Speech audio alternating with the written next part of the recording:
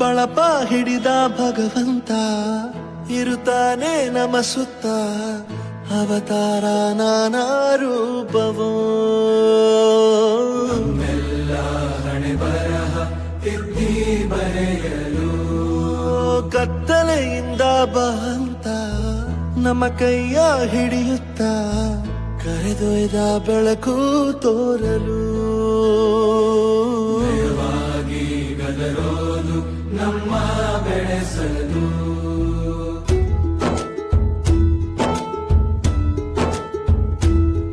ಭಾಷೆ ಅಮೃತ ಕುಡಿಸೋ ತಾಯಾಗಿ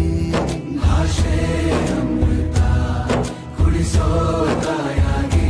ಭವಿಷ್ಯ ಬರೆವಂತ ತಂದೆನೂ ಆಗಿ